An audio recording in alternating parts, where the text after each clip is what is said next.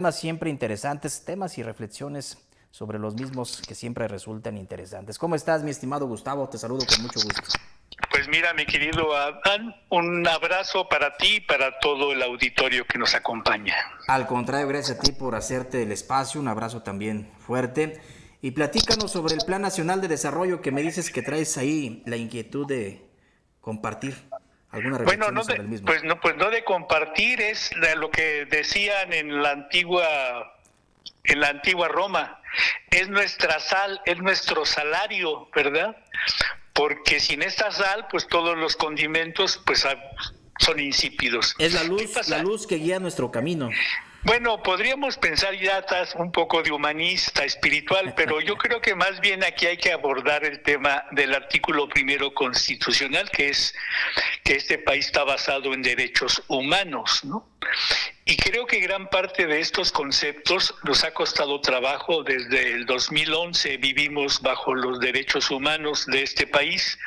Terminamos con las garantías individuales que nos acompañaron por 70 y tantos años, pero en estos cambios que debemos de tener los ciudadanos, no estamos haciendo este alto en el camino para detenernos y pensar por qué estamos viviendo cambios dentro de un país que obviamente pues tiene una historia particular, y yo estaría pensando que las personas que nos escuchan tuvieran algo como el elemento principal que nos dejó el pasado histórico de México. Este concepto que dejaron, fíjate bien, los intelectuales del siglo XIX al siglo XX, y el intelectual del siglo XX en esta parte, en el Chorocampo, tenemos a ese señor. Después nos seguiría otro que está acá, que se llama el señor Nigromante, ¿sí? Entonces todos estos elementos que estamos pensando es parte de ese proceso del año del siglo XIX, siglo XX, que no pasó nada, querido Adán, y el siglo XXI, que es donde hay un despertar de este país.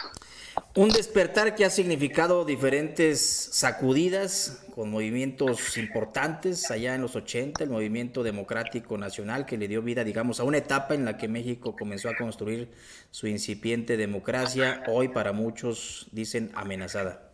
No, y además nace, fíjate que bien que esto nace en estas orillas del bellísimo acueducto de Morelia. En el Hotel Morelos se hace la declaratoria de la corriente democratizadora, pero no hemos pasado de ahí. Después todos los corruptos que nacieron, que se hicieron y que se están haciendo en esta misma transición de Morena. Pero ese tema lo dejaremos para otra ocasión. ¿Te parecería bien, querido amigo? Pues hay suficiente tiempo, claro que sí, amigo. Entonces regresemos. Bueno, al Plan Nacional de Desarrollo. Fíjate que este Plan Nacional de Desarrollo tiene 4 ejes, son generales, y 3 ejes transversales, que aquí encontramos la igualdad sustantiva de los derechos de las mujeres. Hablo de la transversalidad, la innovación pública para el desarrollo de la tecnología nacional, y lo más importante, los derechos de los pueblos y comunidades indígenas y afromexicanas. Pero ahora hazme una pregunta. Pregúntame cuántos saben de la transversalidad, mi querido Adán. ¿Cuántos saben de la transversalidad, mi estimado Gustavo? Coméntanos. Pues mira, de los 2,400 y tantos municipios que tenemos en el país, te voy a decir que el 1.5. Eso es lo que sabemos nada más de la transversalidad. El 1.5. Oye, de esos pues 4,400. Eso me parece que es preocupante. Danos más datos. Pues aquí lo preocupante que te quiero decir es que es el primer plan nacional que trae una forma de medición también. Aparte de la transversalidad, trae la medición, y esta medición establece principalmente que tenemos que ponernos a entender las estadísticas y luego entender que tenemos un consenso de Montevideo firmado, y que todos estos elementos nos tienen que llevar a las personas, no a la geografía. Fíjate que muchos despachos que hicieron sus agostos y sus septiembres, octubres y diciembres en el pasado 2024 hicieron los planes municipales de desarrollo en este país, pero se quedaron en el pasado, no entendieron que la parte que estaba anunciándose desde hacía tiempo es que estos ejes estaban transformando el segundo piso de lo que también en otro programa trataremos, ese segundo piso de Morena, ¿no? Pero aquí la parte importante es que te estaban diciendo que se iba a medir el desarrollo de este país. Estamos esperando que pasen las votaciones ahora de estos magistrados, que va a ser el próximo mes, porque toda la descarga del gobierno federal va a llegar a los estados. ¿Y qué es esto, mi querido amigo? Pues que se van a alinear las políticas públicas del Plan Nacional de Desarrollo con el Plan Municipal de Desarrollo, y ahí va a haber un conflicto muy grande. No hay una alineación y mucho menos un entendimiento de lo que es la transversalidad de los tres ejes que te dije: la igualdad, la innovación tecnológica y los derechos de los pueblos indígenas. Es muy difícil entender que estos despachos, ¿verdad?, que estaban asignados siempre a los partidos de los gobiernos que nos encausaban, y que de alguna manera los términos y las formas cambiaron. Es decir, el Plan Nacional de Desarrollo de este país es medible, como es medible también la parte municipal, pero no hay concordancia, mi querido amigo. ¿Y ves condiciones para que esto se pueda encauzar, mi estimado Gustavo? Porque, bueno, estamos en un país bastante politizado, inmersos en un proceso electoral judicial donde hay bastantes dudas de si realmente quienes van a estar al frente de estas posiciones como juzgadores van a tener la capacidad, la habilidad y el conocimiento para sacar adelante estas encomiendas. Pues fíjate que yo estoy observando que no, porque por ejemplo la parte que establece otro instrumento, que es la guía del desempeño municipal, que es una guía nacional, pues en esa guía nacional los que más aprovechan esta guía para hablar del federalismo es el norte del país. Es por ejemplo Aguascalientes, que tiene todos sus municipios completos, la parte que corresponde a Aguascalientes tiene a todos sus municipios completos al 100%, quiero decirte. Aquí estamos hablando del federalismo. ¿Sabes cuántos municipios participaron en el 2024 de Michoacán, mi querido amigo? No, amigo. Cinco municipios, ¿no? Entonces, esto es grave. Este es un asunto político. ¿Por qué? Porque no se está haciendo caso de estos instrumentos que de alguna forma establecen ¿te acuerdas del famoso pacto federal, como se mencionaba antes? ¿No? Pues seguimos en el pacto federal. Lo que pasa es que no hay una formación de los cuadros que están ahora gobernando a los municipios, estableciendo estas estructuras.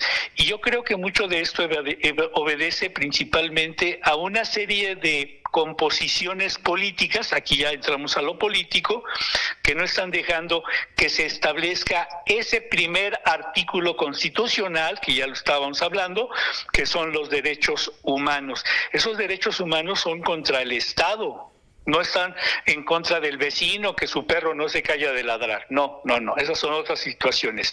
Aquí la situación es que los derechos humanos del artículo 1 constitucional están basados en un elemento, ya hablando de la administración pública y más la municipal, llamaríamos la gobernanza, un tema muy importante y esencial de todos los ciudadanos, mi querido amigo. Uno esperaría que la composición política que hoy tenemos en el país, con un partido que está alcanzando una hegemonía tal que le permite tener la presidencia de la República, el Congreso de la Unión prácticamente controlado también, y ya en vías, dicen algunos, de tener también pues el manejo del Poder Judicial y varias gubernaturas, la gran mayoría, se supondría que tendría que ser un camino terso para poder aterrizar todos estos objetivos, ¿no, mi estimado Gustavo?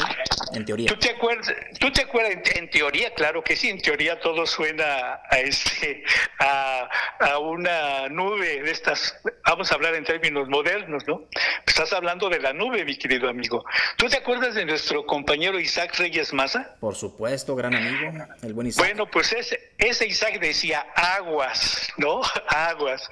Y entonces Isaac era un excelente periodista en lo policíaco, siempre decía aguas para decir una frase interesante o una opinión que también causaba polémica y contradicciones muchas veces. Bueno, en ese aguas de nuestro querido amigo Isaac Reyes Maza, en memorable estado en otro momento y en otra dimensión, que nos está escuchando nuestro amigo, Lo sé.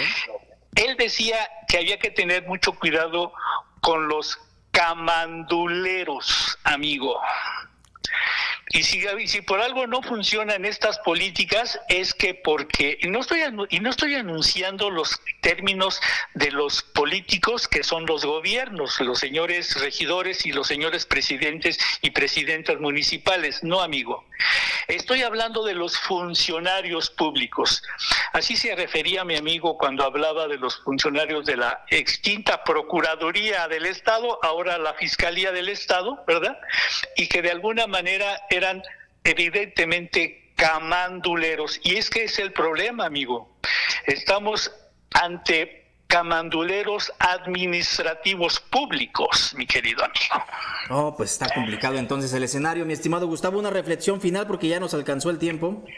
Pues hay que ver qué significa camandulero y creo que sería una respuesta. Para empezar, para que recordemos a nuestro querido amigo, y esa era su frase muy proverbial. Estamos en la administración pública, los municipios. Estamos hablando del municipio porque es el que va a recoger los efectos del plan nacional, Cuidado. Pero es aguas. Estamos llenos de camanduleros, amigo. Perfecto. Mi estimado Gustavo, como siempre te agradezco tu disposición, tu tiempo y tu voluntad política para compartir con nosotros estas reflexiones. Un abrazo, mi querido amigo. Un abrazo, gracias. Es Gustavo Miranda y su radiopsicofonía, y con eso nos vamos a una nueva pausa. Son las 8 de la mañana con 31 minutos. Radiopsicofonía con Gustavo Miranda.